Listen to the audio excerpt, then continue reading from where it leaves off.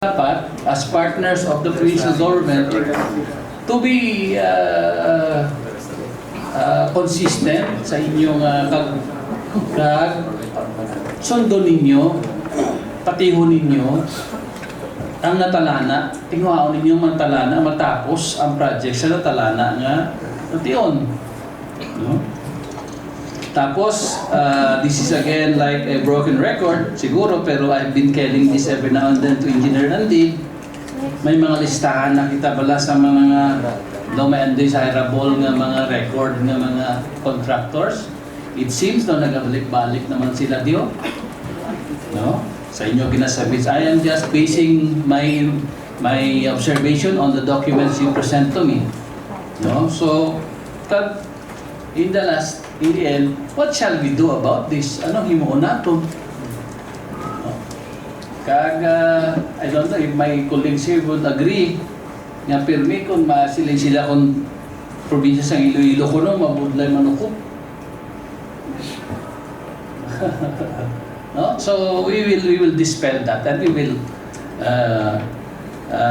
try to enhance o kung ano man ang kapaltahan o kakulangan namon sa side naman sa sangguni sa probinsya, himuon man namon kung sa inyo man nga mga obserbasyon. So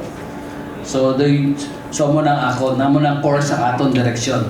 So first, unahon ko anay ang delayed projects.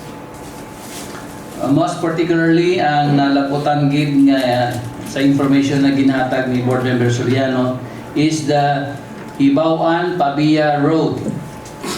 The source of fund is 2023 pang ang national tax allotment 20%. The budget is 19 million and the contract amount or the bid amount is 14,208,348 and 48 centavos. The contractor is HRD Builders and Supplies. HRD, Hotel Romeo Delta. Anybody from HRD here? Okay. Thank you for your presence. And according to the documents presented to me, you already have incurred negative 64% of your slippage. And amo ni ang rason nag-trigger sa ining among others, no? Ikaduwa ang sa may Junction Provincial Road, Akwit Monpon Road with a budget of 28,500,000 and the bid amount is 24,132,683 and 77 centavos. Contractor is Marinig Construction. Is Marinig Construction here? Thank you. Dipsia. And slippage is negative 22.3%. So you already have liquidated damages of morning na report sa akong dali for more than 441,000. And also ang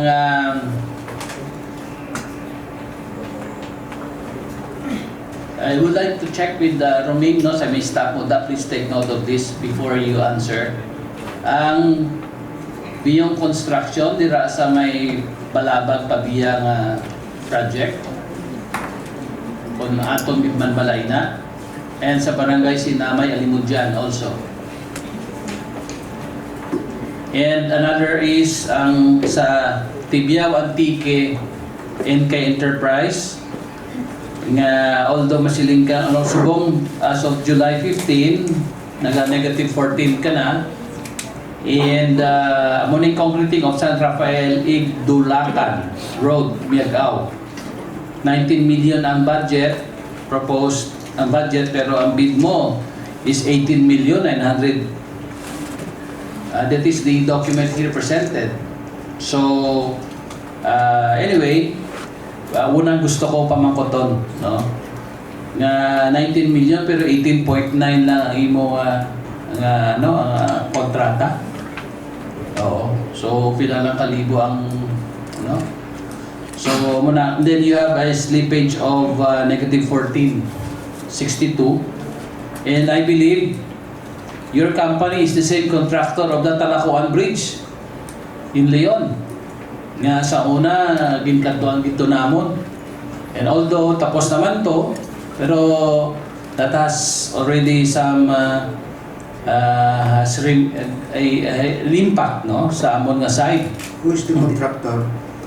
MK Tibia o TKNK Enterprise. Okay.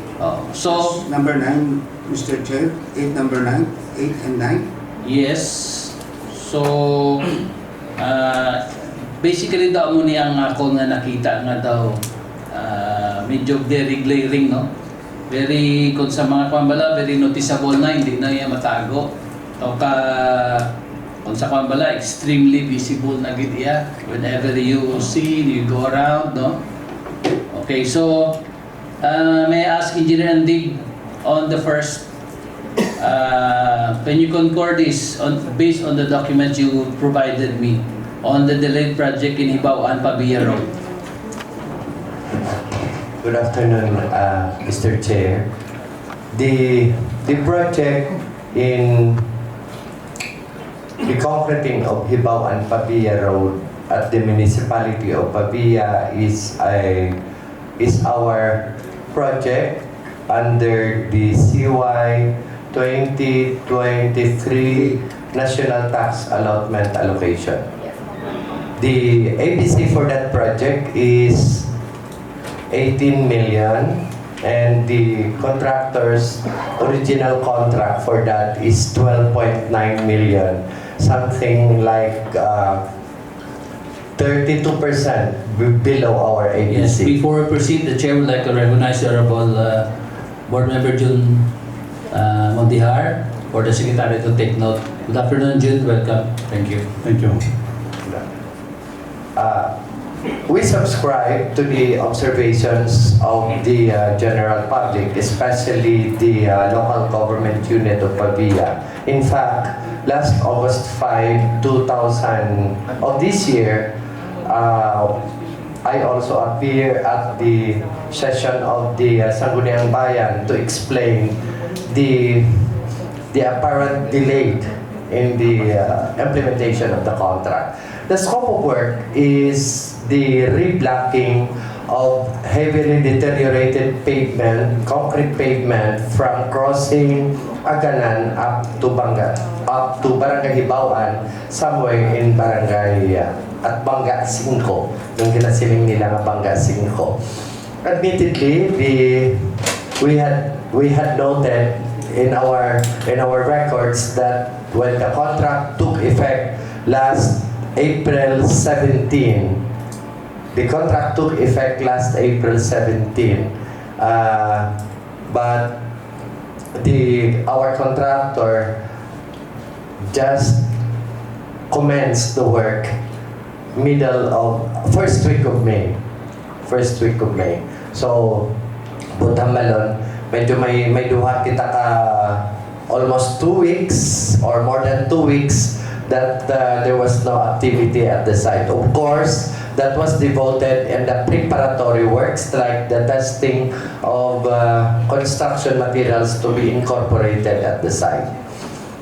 We further monitor that indeed the progress of the work is really very nil, and when we reviewed our records, the versus the actual situation at the site, that road section is very prone to heavy traffic because of the number of subdivisions along that stretch of road. So what we did, we decided that instead our concrete to reach the required strength at 14 days, we modified that the concrete to be incorporated reach the design strength after 7 days para mahagan-hagan, para pagbuhos natin 1 week after, maagyan natin ang traffic. Maagyan natin ang segment na aton nabuhusan. No?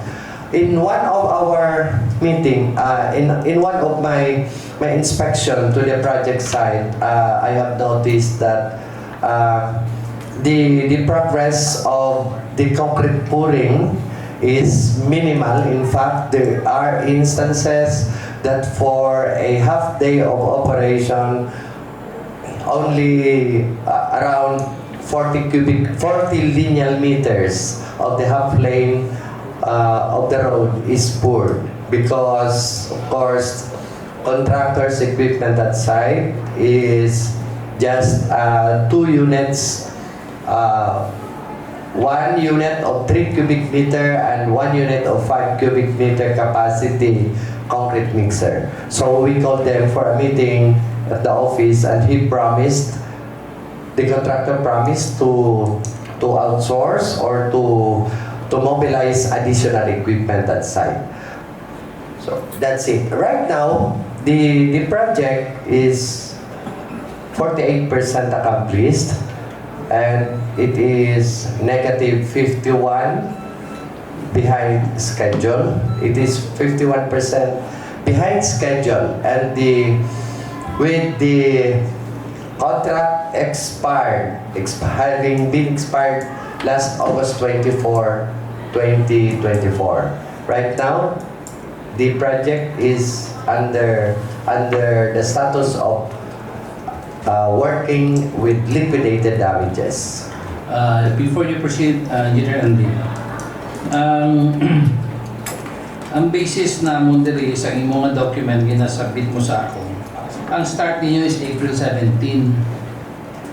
Pero nabutan ninyo sa ang end niya dapat July 19. 19. Pero suba masiling ka August naman. Why is it like that? Why did you change naman the date of the soon to be contract na dapat tapuson? If I may ask, Mr. Chair, the report that we had submitted to you is ending July 15. Is that ending? Yes. Yeah. July, yeah.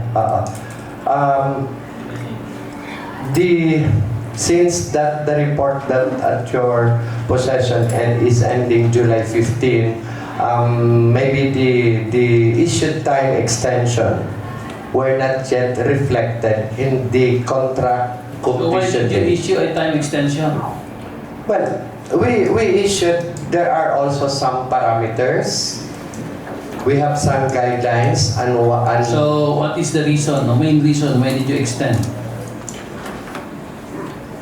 the primordial consideration when the office issued time extension to our ongoing contracts are, number one, if the contractor has the intent to work on the project, pero kung nag-ulan, definitely we will give him that due consideration. When I say intent to work, meaning the contractor has an approved request to work, he has the equipment at site, he has the materials available at site, pero kahit di nag-ulan, so in fairness to him, we give him due credit that at that day na nag-ulan. So ginasuma ina at the end of the month.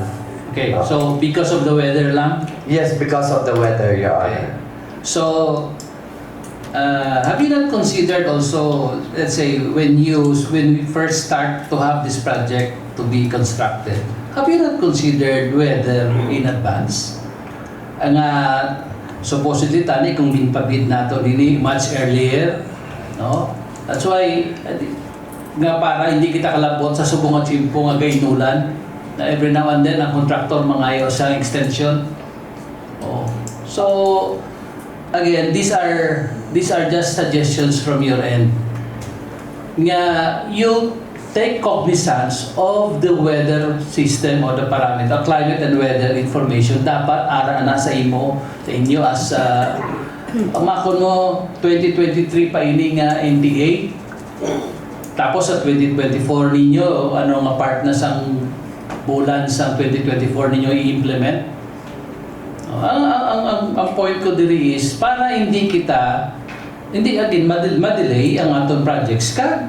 Every now and then di mo na mahatag ka mo sang report sa amo, wala niyo man gina-reflect diri nga bangod kay kani sa remarks ninyo, butangan niyo man di sa report ninyo nga delay O because of weather. Wala. So that's why it is proper for me to ask nga agin bag-o ninyo ang iyang supposedly date nga tapuson, wala nyo man ginabutang because of the weather. That's one, no? Okay. May iba pa siya nga project ang HRD sa aton other than this Hibawan. Yes, aside from this Hibawan Pabia Road, HRD Builders and Supplies has also one ongoing contract that is the concreting of Kamambugan Tulaan Road at Dingli, which is funded under our 2024 National Tax Allocation. If I may, Mr. Chair, if I may. Wait, panay. Kaya gintagaan naman natin sa isang kontrata. Huwag niya pa di matapos ang isa. Oo. Sa Bidsan Awards nato, naride, sa Bidsan Awards, I think, Tawag ta. taga Bidsan Awards, Attorney Rayman. Yes, sir. Can you elucidate? And I mean, during bala sa bidding yan pagpabid niya isang Kamambugan sa Dingle, wala ninyo makita na may negative na siya? Wala ko pa actually sir na review ang specific document, but what usually happens during bidding is at that time or may cases kami nga awarded na certain the slippages happen after, no? During post qualification, the slippages of these contractors are not yet above the 15% naton nga threshold, which will result to them being disqualified. No? I will double check later na lang the documents regarding the award to this specific supplier. Pero if it was already awarded, this means that at that time the bidding for this project was being done, he was still qualified. Not bidding. At the time of Yes, post-qualification. post qualification. Okay, Mr. Chair, if I may supplement the answer of Attorney Rayman. The contract of HRD in Pabia took effect on April 17, while the contract in Dingle took effect last May 18. Buta palon, sunod-sunod lang ang procurement sa duha ka project. So there's no way. It's May. Yes, May. So there's no way for the Bids and Awards Committee to take note of the very poor performance of HRD insofar as Pabia project is concerned. What I can only assure is that the body is that being the vice chair of the Bids and Awards Committee, HRD Builders and Supply is the lowest bidder in our subsequent bidding process, and because of the very poor performance in Pavia, although he was the lowest bidder, those projects were not awarded to him. Okay, maybe... Yes, proceed. The contract duration of Kamambugan Tulaan is until when? May 2?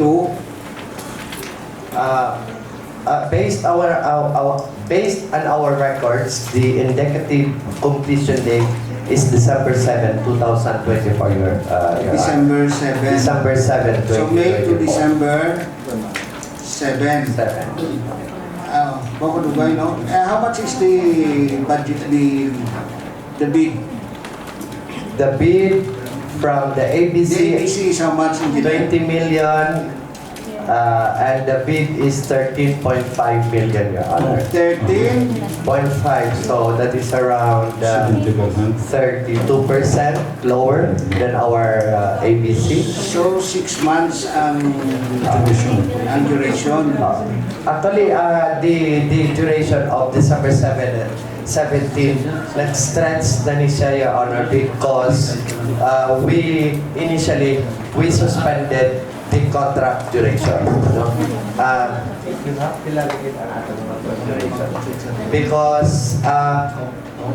Because of the story behind the Kamambugan Tulaan Road, if I may. Originally, we planned that the road to be concreted will be passing the property of Tinola. and I mean the in our contention the original plan or the original segment of the road was already accomplished by the DPWH. So ang ginhimo namon, nag-move kami further. So we have to suspend the contract first, do the detailed engineering design again, and issue to the contractor and before we resume the work to the contractor. Amo na nga nag-stretch siya.